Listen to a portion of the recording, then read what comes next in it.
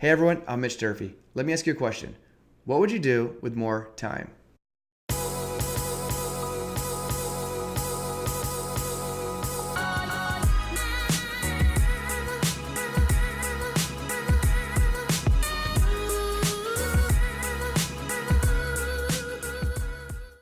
It's kind of a trick question because the truth is there really isn't more time.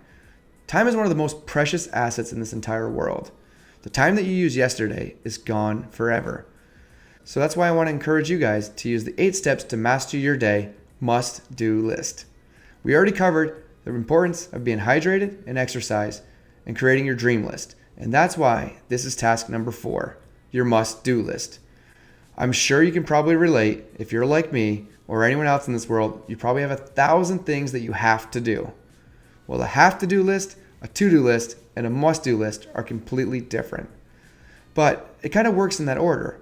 You have to start off with your have-to-do list and break it down, right? The first thing you want to do is you just want to list out every single task that you have to do. Because the truth is, those are kind of cluttering up your mind. You're getting overwhelmed. You probably feel like you just don't have enough time to complete anything. And so by creating your have-to-do list is one of the first things that we go over when it comes to your must-do list.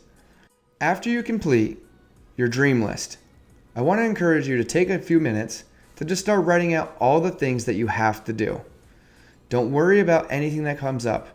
It could be taking the trash out, doing the dishes, getting a haircut, or picking up the kids or dropping them off at school.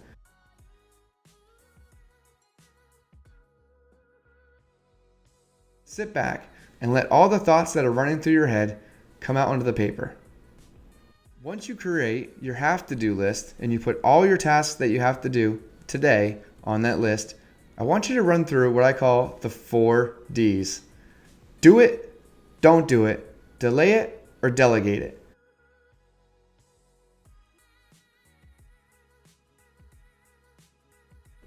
Just by doing this, you're going to eliminate more than half your tasks off your plate. You either have to do it or someone else can do it. Or it can wait or you don't have to do it. So by doing this, take your have-to-do list that we wrote down earlier. Is there anything on that list that someone else can do? Is there anything on that list that you could possibly delay for another day because it's not the most important task for you? Are there things on that list that you really don't have to do, but they were just kind of sitting on your mind and you kind of put them down on the paper? Now, is there a few things on that list that you must do? Only you can do it. Write out those things. So, if you have a list of things that only you can do, that you can't delay, you can't delegate, and you can't just delete it, put those lists in the column below. Now take that list and don't get upset. Scratch out 80% of them. That's right. 80% of those things that are on that list are not the things that are going to move your meter for the day. It's only 20% of the tasks that you do are going to yield you 80% of your results. I want you to focus on those 2 first. If you can block those out in the first 2 hours of your day, you're going to have more energy throughout the rest of your day because you're going to have this release of energy, of accomplishment from hitting the 2 most biggest tasks for your entire day. The reason I give you a 2-hour time block is because there's a principle called Parkinsons Law. Parkinsons Law states that a task will expand or contract to the time frame that you give it. So if I gave you 8 hours to complete those 2 tasks, it's likely that those 2 tasks will take up your entire day. We don't want that. We want you to be able to achieve more and to be able to master your day just by following this must-do list. So, if Parkinson's Law states that a task will expand or contract to fit the time frame that you give it, well, let's only give those tasks 2 hours to do. Is it possible that you can get those tasks done today if you focus really hard, if you get off of Facebook, if you get up and get started immediately on those tasks? It's likely you can. And that's why we create the must-do list. The other rule that we just covered is what's called Pareto's Principle. In other words, 80-20. 20% of your tasks are going to yield you 80% of your results. That's why we deleted all those other things off your do list. If only you can complete 2 of those 10 tasks in a day, Well, we want you to focus on the most important ones. If you're only hammering away at 20% and it's going to yield you 80% of your results, then get those done first. Don't write out to create tomorrow's must-do list today. Look, if you have to write those things out, put it in the have-to-do list. Because the truth is, we want to focus on the things that are going to help you achieve more and get closer to your goal. We're working towards mastering your day. Yesterday, if you had a dream list and you created all these things that you want to achieve, does your must-do list reflect any of those tasks that are on there? It's likely that the two things that are most aligned with you achieving those goals are going to be the things that remain. And that's why we want to encourage you guys to do that.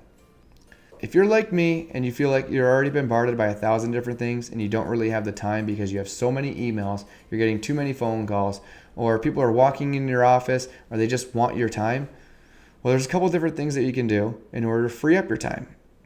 There's a simple thing that I like to do. I like to block an hour out into 15-minute chunks. If you set a timer for 15 minutes and just get very super focused and all your productivity is going towards that task that we left on your must-do list for 15 minutes, you're going to realize that just by staying focused on that one task will help you achieve it much quicker. And if you're still not done in 15 minutes, just reset the timer and do it again. So, step 1, set a 15-minute timer and block out an hour and do it in 15-minute chunks. Makes it a lot easier. Step 2, if you get 1,000 emails a day or 300 emails or 10,000 emails, whatever it may be, set your emails to only download a couple times a day. Because again, like me, when I'm not being productive and efficient, I'll open up my phone, I'll go through my Facebook, I'll clear off all my notifications there, I'll go through my text messages, I'll clear off my notifications there, and then I'll go to my email and I'll start deleting all the things in there that I don't need to see. But I set mine up to only download when I'm ready for it. So I don't allow it to download throughout the day, push the notifications to me, because when I see those notifications, I get distracted. So I turn them off. I encourage you guys to do the same thing. Unless your job relies on you to be able to reply to an email, and even if it does, I encourage you to set an away message. So that way, when they send it, you can always just reply with, hey, I'm super focused right now. I'm working on my one thing. If this is very important, please feel free to give me a call. Now, one of the other things that I like to do when it comes to email is I like to use a program called Unroll.me. If you have emails that are filling up your email box, you can go to Unroll.me to unsubscribe from most of these in one shot. Just literally scroll through the list and click unsubscribe instead of opening up the email, going to the bottom, unsubscribe, typing in your email address, and doing that process. Unroll.me has saved me thousands of hours. If we're talking about the most precious asset in the entire world, time, unreplaceable time, you want to save some time there. So let's wrap it up. In order for you to create your must-do list, you have to start off with a have-to-do list. Break that have-to-do list down into 4 Ds. Do it, delay it, delegate it, or don't do it. After you do that, take your to-do list and break that down to only 20% of the tasks. Block out your time with your 15-minute time blocks. And if you have to check emails or Facebook or any of those things in between, again, turn off your notifications so that way you're only doing it after you complete all your must-do tasks. By implementing this every single day, you're going to get more done in the first 2 hours of your day than you have in an entire week. It's a lot like going on vacation. If you have Friday off, well, you're going to blister through Monday, Tuesday, Wednesday, and Thursday to make sure all your tasks are free for your 4-day weekend. Using your must-do list is going to give you a lot more energy because you're going to hammer out the tasks, you're going to get that check in the box, and you're going to be able to say, I got that done. It's also going to help you align with your dream list. Your dream list are the things that you want to do in life. So after you finish your dream list, you're going to be able to go right over to your must-do list and start hammering out those tasks. Again, those tasks are going to put you closer to your dreams. And the reason why you want to be focusing on your must-do tasks. Break out this must-do list right after you finish your dream list, and I guarantee you're going to get a lot more done in the first 2 hours of your day than you have been in the past. I hope I shed some light on the difference between a to-do list, a should-do list, and a must-do list. Thank you so much for following along on the 8 Steps to Master Your Day must-do list. There's 4 other steps that we're going to cover: reviewing your goals, reading for 15 minutes a day, giving praise, and adding one person to your network. For more information, check out MitchDurfee.com.